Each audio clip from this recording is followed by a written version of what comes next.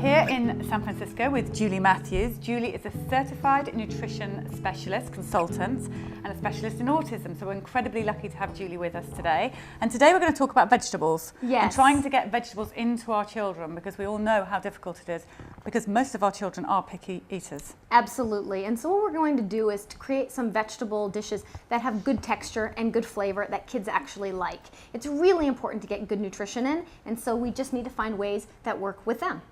And once you start on this, because again, a lot of parents say that my child will only eat this or will only eat that, and that's it. Right. Nothing else I can get down them. But there are ways of getting new foods into these children. Absolutely. Firstly, I find that just doing a diet like the GFCF, a gluten-free, casein-free diet, often will open up their diet over a little bit of time just because they're getting those addictive foods out of the diet.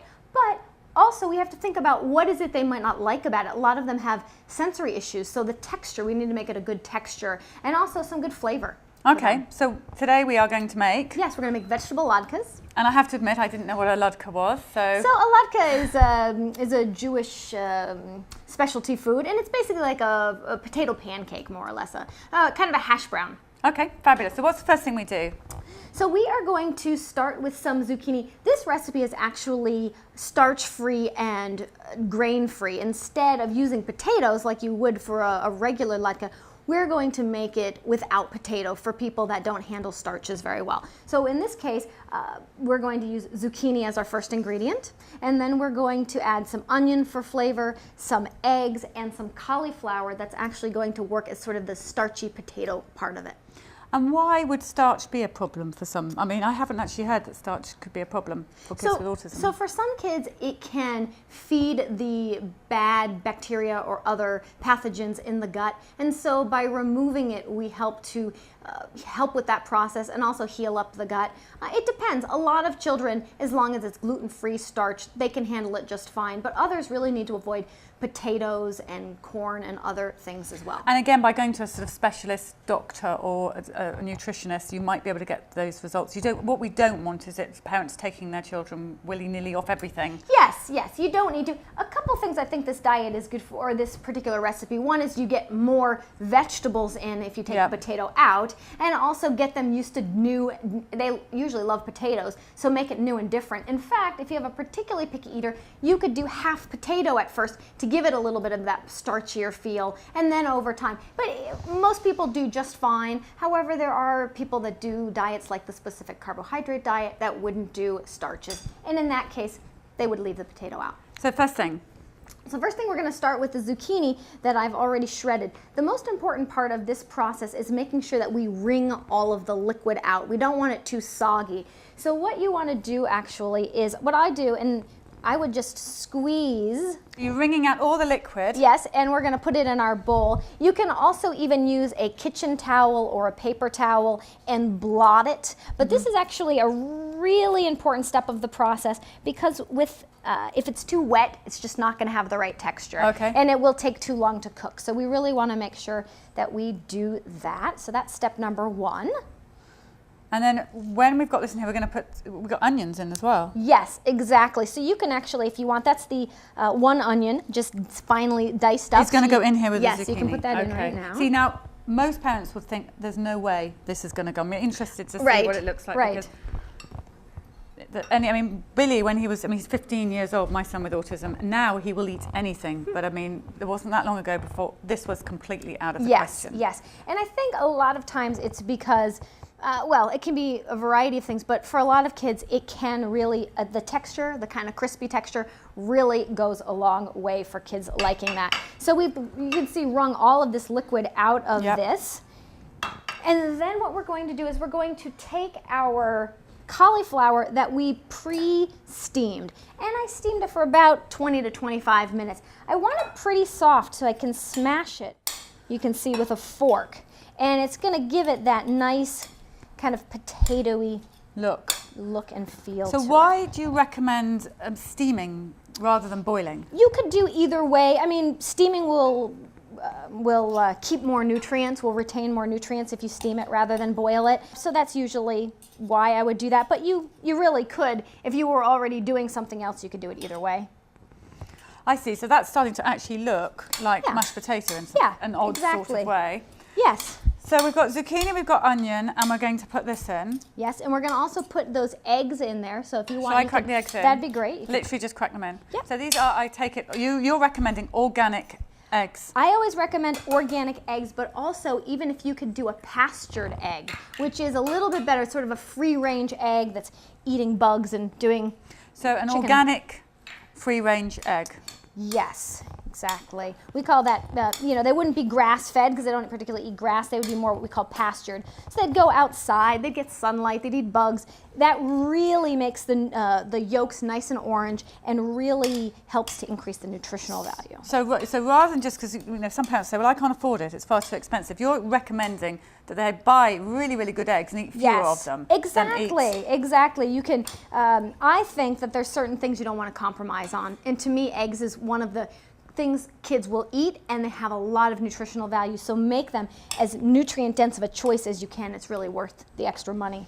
My son used to crave eggs, absolutely crave them all the time. And somebody once said to me, if your child is craving a food, that food could be bad for them. Right. Is that something you come across? Yeah, it seems sort of backwards that they would like the things that are problematic, but sometimes the brain does release certain chemicals, endorphins and things like that, that make you really crave the food or feel good with the food. Sometimes the foods that we actually need to avoid. So. Or if it was, and then the other thing, of course, is that he was craving eggs because he needed something in that. Well, that's very likely too. So that's the hard part for parents, I suppose, is to distinguish. Do they do well after they eat the food? Did he do well after the eggs, or was he kind of running around really hyper and not feeling so well or upset? Or that's a good point. So for parents to chart the behavior of their child if they're desperate for a certain food. Because we don't want to take out a food. If they're really craving a food, maybe they really need that food. So we don't want to just remove everything that they love, assuming that it's all bad. And clearly, if it was eggs, is something that's pretty good for you. But if it was something like cookies, then we know why he's craving that. Or cheese or something. Or sugar. Okay, so that looks nice and mashed up. Yeah, so you can see how nice and mashed it is. We are going to add this to our mixture here. And then we are going to just go ahead, mix this all up. I'm going to, you want to grab here some salt right here, if you want to just... Okay, let's talk about salt. Because yes.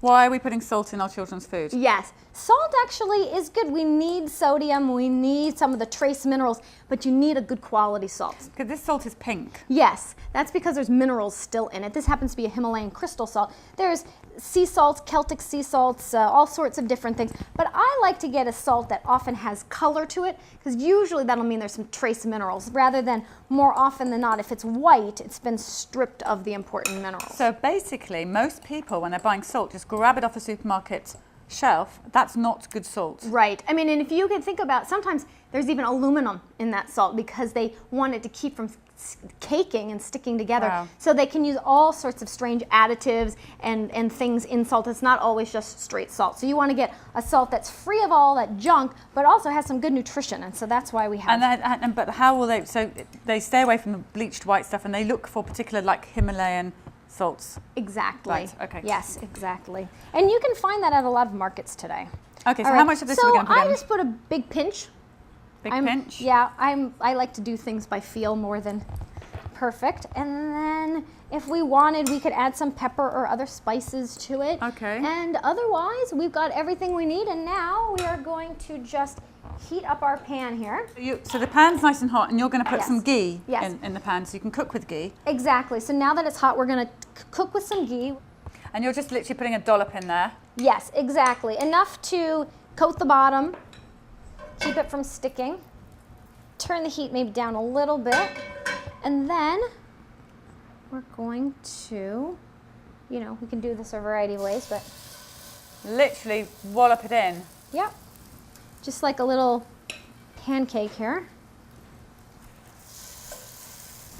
And do you find that children like this? This is something that you've had feedback that's something that's gone down really well? Exactly, yeah. It's great because I really think that the texture has a lot to do with it. I also think that some salt, if we use a little salt in a conscious way, it's got some good flavor. It's got the onions, which gives it some good flavor. And kids tend to really like it.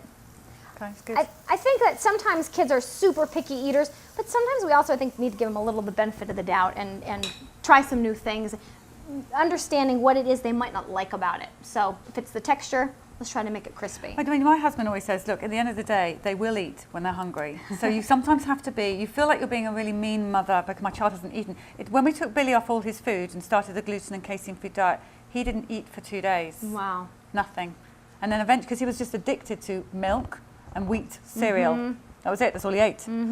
But in the end, he did. He ate it. So they're not going to starve themselves. Usually that is true. Usually if we give them good food, they'll eat it. Although you do have to be careful occasionally. Occasionally you do get the holdout. So I'd say always work with somebody.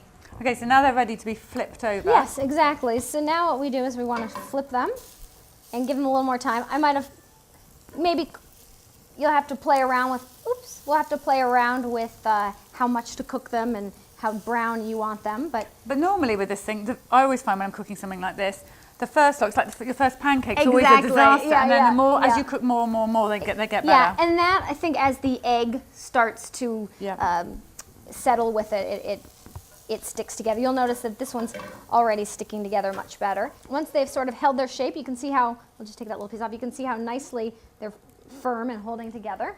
So, as a suggestion for parents, you would serve it like this with possibly something else. Yes, so you could serve this with your meal. So if you're having roasted chicken, maybe with some rice or something like that, you could do your vegetable on the side like this. You could serve them with a snack. It's just whatever you'd like, but they just really go along with everything. So there you have it. These are vegetable latkes. Latkes? Mm-hmm. Latkes. A little hot. Be careful. Hot. But see how the crisp coating on there? They're really nice. Yeah, and if you do them, if you have kids that are really finicky, make them thinner and really wring that water out. I think that if, I always learn something as you're cooking something, and really, we could probably have wrung a little bit more of the water out. They would have been a little bit more starchy. It tastes a little bit, it's like a sort of omelette, a mini omelette. Yeah, exactly. You really don't taste the vegetable that much, Let's have another bit. That's really good. Okay, Philip, now if you want to get some of Julie's recipes, all of the recipes that we're talking about are in her book.